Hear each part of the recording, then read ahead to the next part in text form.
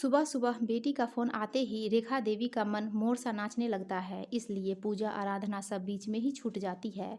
हाँ गुड़िया, रेखा देवी ने बोला। उधर से जाने उसकी गुड़िया ने क्या बोला कि रेखा देवी के चेहरे का रंग बदल गया। उसने कहा, गुड़िया कब से सर दर्द हो रहा है?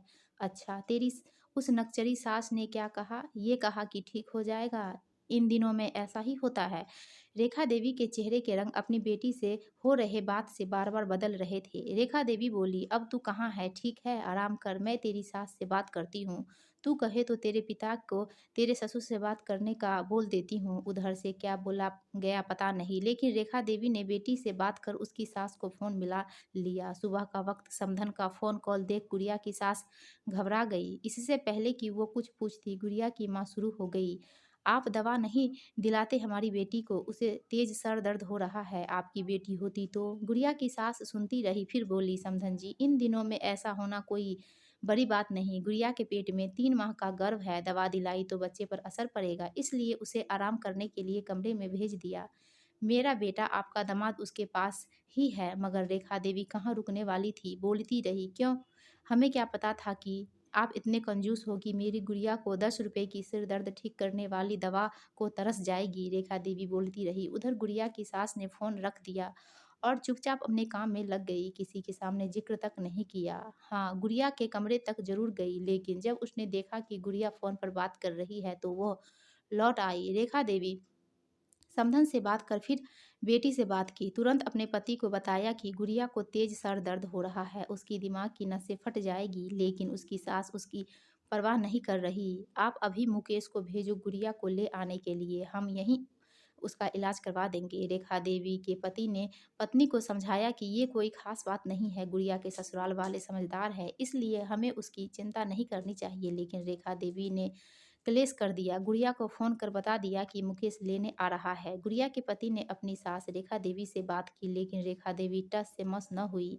यहाँ तक कि गुड़िया ने भी अपने पति का साथ नहीं दिया। गुड़िया को उसकी सास ने समझाया, ससुर ने भी गुड़िया से बात की, लेकिन वो जिद पर अड़ी रही। मुकेश आया और अपनी बहन गुड़िया को ले गया। ले जाने से पहले उसके जीजा ने उसे भी बहुत ऊंच नीच समझाई, लेकिन मुकेश अपनी मन के आगे बेबस था। गर्भवती गुड़िया पीहर आ गई। मम्मी जी, ओ मम्मी जी, कहाँ खो गई? चलो ना, नानी के श्राद्ध के लिए रसोई तैयार है, पंडितायन जी आती ही होंगी। बहू की आवाज़ से गुड़िया चौंकी, आंख में आए आंसू पोंछी और खड़ी हो गई। क्या नानी सास सच में बुरी थी मम्मी जी?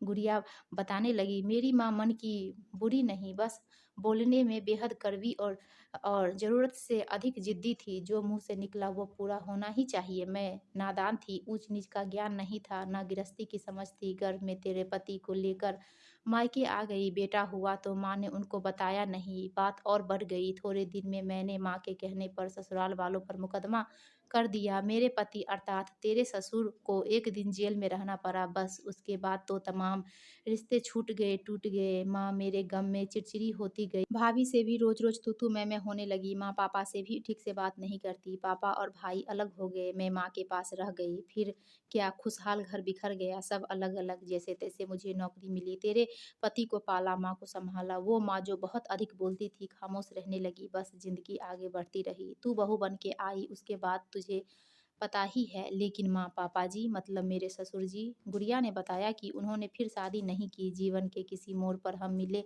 भी तो बस अजनबी की तरह। अब तो ज़िंदगी काट रही हूँ, जी नहीं रही हूँ।